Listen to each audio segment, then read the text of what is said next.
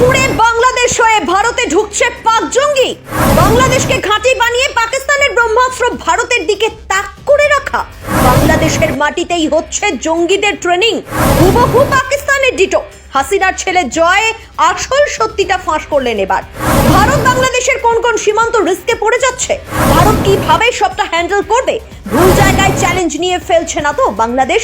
পাকিস্তানের পাল্লায় পড়ে আর কত অধঃপতন। বাজ পাখির কায়দায় ছক। ভারতের সেন দৃষ্টিতেই বুক কাঁপা শুরু শত্রুদের। ইউনূসের আমলে জঙ্গিদের হাতে বাংলাদেশ। একবার ভাবুন বাংলাদেশ কোন পর্যায়ে পৌঁছে গেছে। ভারত যে বাংলাদেশকে বন্ধু ভাবে, সেই বাংলাদেশেই কিনা আল কায়দার সদস্যরা সুপার অ্যাক্টিভ। পাকিস্তানের সন্ত্রাসী সংগঠন লস্কর-ই-তৈবার মালিক হাফেজ সাইদ ঘনিষ্ঠ জঙ্গি বাংলাদেশে ঢুকে বাংলাদেশের মাটিতে বসে উস্কানিমূলক ভাষণ দিচ্ছে। পাকিস্তানের লস্কর-ই-তৈবার কমান্ডারদের অ্যাক্টিভিটি দেখা যাচ্ছে সেখানে। ধর্ম নিরপেক্ষদের বিরুদ্ধে লড়ার জন্য উস্কানো চলছে প্রকাশ্যে। এগুলো ভারতের জন্য উদ্বেগের, টেনশনের। আর সেটা বুঝেই এবার হাসিনার ছেলে জয় ভারতের ক্ষতির কথা ভেবে আশঙ্কা প্রকাশ করলেন। বললেন সামনের দিনগুলোতে ভারতের জন্য বিষয়টা অত্যন্ত রিস্কি হয়ে দাঁড়াচ্ছে। কারণ একটাই, বাংলাদেশের সঙ্গে পাকিস্তানের গলায় গলায় ভাব।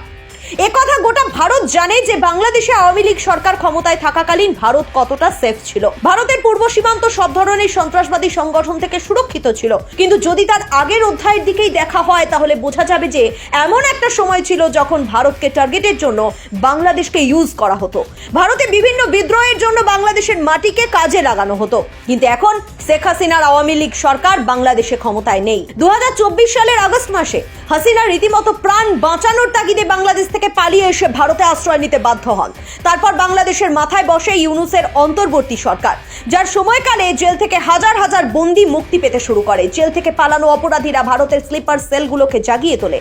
বাংলাদেশে হিন্দুদের উপর অত্যাচারের পরিমাণ বেড়ে যায়, মাথাচাড়া দিয়ে ওঠে মৌলবাদী দলগুলো। এরকম একটা পরিস্থিতিতে বাংলাদেশের সঙ্গে পাকিস্তানের বন্ধুত্ব বৃদ্ধি পাওয়া শুরু। আর ঠিক এখানেই আসল ভয়। তাহলে কি সেই পুরনো পরিস্থিতি আবার ফিরে আসবে? আশঙ্কা প্রকাশ করেছেন হাসিনার ছেলে জয় এটা নিয়েই। নয়া দিল্লিও হাত গুটিয়ে বসে নেই।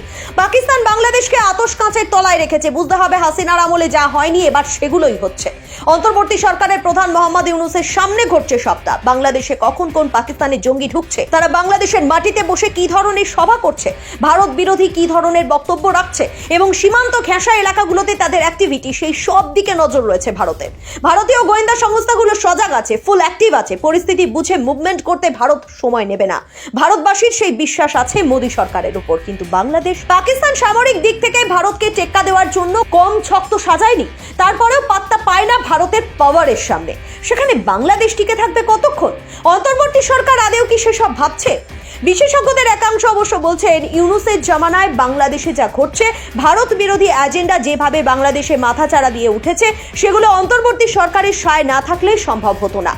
সমর্থন না থাকলে কখনোই এমন জঙ্গি কার্যকলাপ বাংলাদেশের মাটিতে ঘটতে পারত না ইউনূসের চোখের সামনে। ঠিক এই বিষয়টাকেই ভয় পাচ্ছেন হাসিনার ছেলে জয়। ভারতের প্রতি হাসিনার পরিবার কৃতজ্ঞ। অসময়ে হাসিনার পাশে থেকেছে ভারত। তাই বাংলাদেশের অভ্যন্তরীণ পরিস্থিতির পাশাপাশি ভারত বাংলাদেশ কূটনৈতিক টানাপোড়েনের কথাও উঠে এসেছে জয়ের সাম্প্রতিক এক সাক্ষাৎকারে। সেখানেই তিনি বলেছেন পাকিস্তানের সঙ্গে বাংলাদেশের অন্তর্বর্তী সরকারের ঘনিষ্ঠতা ভারতকে কেন চিন্তায় ফেলতে পারে। এমনকি ভারত চাইলেও এবারের বাংলাদেশের নির্বাচন যে শান্তিপূর্ণ পরিবেশে অবাধ এবং সুষ্ঠুভাবে হবে তেমন কথা নেই বলেই ইঙ্গিত দিয়েছেন জয়। বলেছেন বাংলাদেশে গণতন্ত্র ফেরানোর দাবিতে আন্তর্জাতিক গোষ্ঠীগুলি যাতে সরব হয় সে বিষয়ে ভারতকে আরো সক্রিয় হতে হবে। সঙ্গে জুড়েছেন এই নির্বাচনে কারচুপি হতে চলেছে। আর হাসিনার প্রত্যর্পণ, সেটা নিয়ে ছেলের কি বক্তব্য? জয়ের স্পষ্ট উত্তর, আইনি প্রত্যর্পণের জন্য নির্দিষ্ট প্রক্রিয়া মানা উচিত। বাংলাদেশে এই প্রক্রিয়ার যথেষ্ট অভাব ছিল। মাকে নিজস্ব আইনজীবী নিয়োগেরও সুযোগ দেওয়া হয়নি। তাই আমার মনে হয় ভারতের কিছু করা উচিত নয়।